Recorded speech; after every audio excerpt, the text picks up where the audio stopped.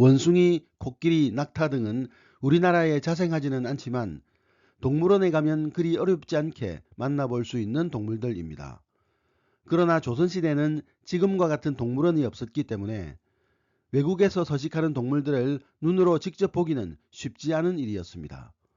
간혹 다른 나라에서 선물로 진귀한 동물들을 보내오는 경우가 있었고, 외국에 가는 사신들이 연행길에 만난 이국적인 동물들에 대한 글이 일부 남아 있습니다. 안녕하세요. 역사산책 잡학다식 채널입니다. 오늘은 조선시대 동물농장, 조선의 왕은 왜 원숭이를 원했을까? 라는 제목의 영상 보내드리겠습니다. 구독과 좋아요 부탁드립니다. 감사합니다. 그 중에서도 원숭이는 일본에서 박물로 보냈던 동물로서 조선왕조실록에 비교적 여러 번 등장합니다. 원숭이에 대한 조선시대 기록은 1394년 일본에서 태조 이성계에게 원숭이를 바쳤다는 것이 처음이고, 일본은 이후 어느 시점까지 지속적으로 원숭이를 보내왔습니다.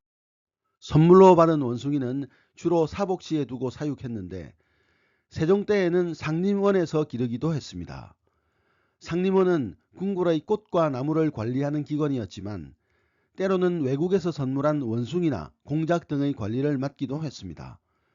사복시는 조선시대에 말, 소의 사육과 수급, 전국의 목장 신축과 정설, 관리 등의 업무를 하던 병조 소속의 관청입니다. 태종 때에는 일본에서 선물한 코끼리를 사복시에서 기르기도 했습니다.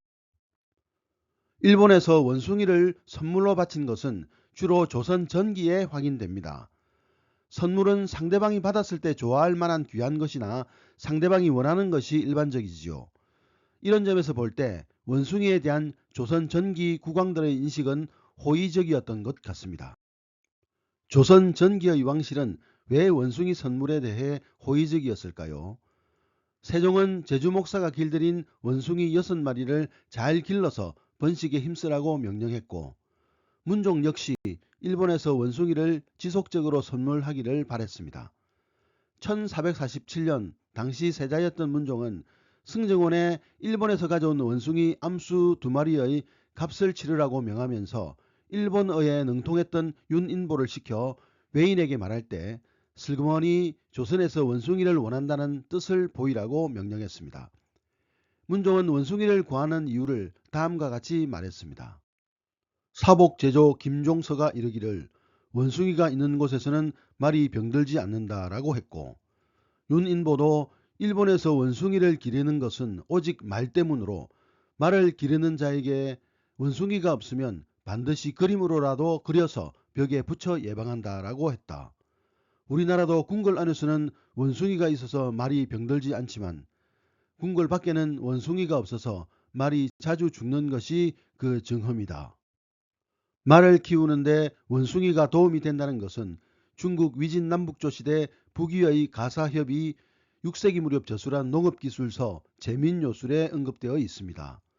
이 책에는 항상 마구간에 원숭이를 메어놓아 말로 하여금 두려움과 사악함을 물리쳐서 모든 병을 해소한다라고 적혀 있습니다.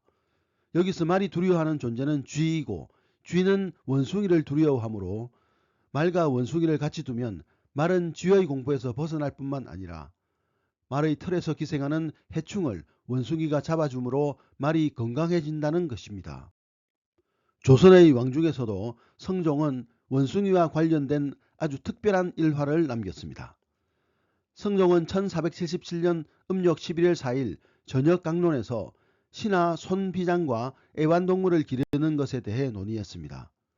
손비장이 말하기를 어제 사복시에서 원숭이에게 옷을 입히자고 청하였는데 신의 생각으로는 상스럽지 못한 원숭이에게 사람의 옷을 입힐 수는 없습니다.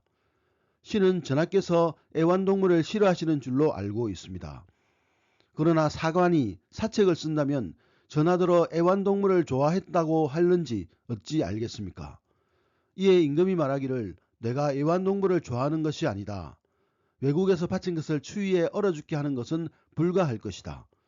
사복시에서 청한 것은 옷이 아니고 사슴 가죽을 입히고자 청하였을 뿐이다. 경이 잘못 드는 것이다 라고 말하였습니다. 음력 11월 4일 그야말로 한겨울이었던 이때 성종은 원숭이가 추위에 고생하다가 얼어 죽지는 않을지 마음이 쓰였던 것입니다. 손비장이 그런 마음을 지적하자 성종은 다소 궁색한 구실로 답했던 것이죠. 조선시대에는 국왕이 어떤 특정한 대상에 깊이 빠져 국정에 소홀해지는 것을 매우 경계했으므로 국왕과 신하들은 이를 두고 많은 논쟁을 벌이기도 했습니다. 자신이 원하는 취미생활도 자유롭게 하지 못하고 일거수일투족을 신하들의 간섭을 받았던 조선의 국왕들의 처지가 오늘날의 관점에서 볼 때는 다소 안쓰럽기도 합니다.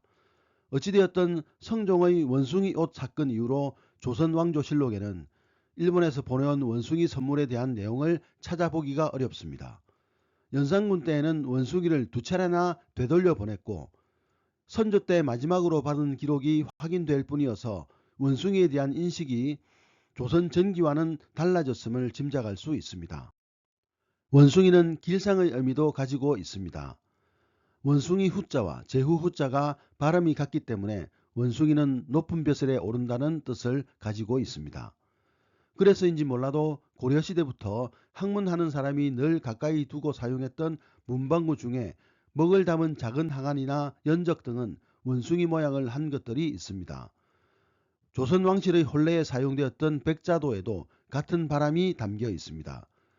이 그림에는 수많은 아이들이 정원에서 장군놀이, 닭싸움, 연못놀이, 나비잡기, 원숭이놀이 등 여러가지 놀이를 하는 모습을 그린 그림입니다.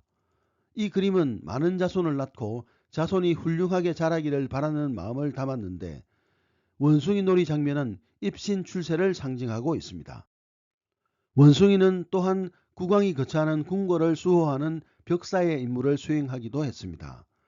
중국 소설 서유기에서 대당사부 즉 삼장법사를 호위했던 손오공은 대당사부 저팔계, 사화상, 마화상 등과 함께 지붕 위의 잡상으로 이어져 궁궐에 미치는 나쁜 기운을 물리치고 수호하는 역할을 했습니다.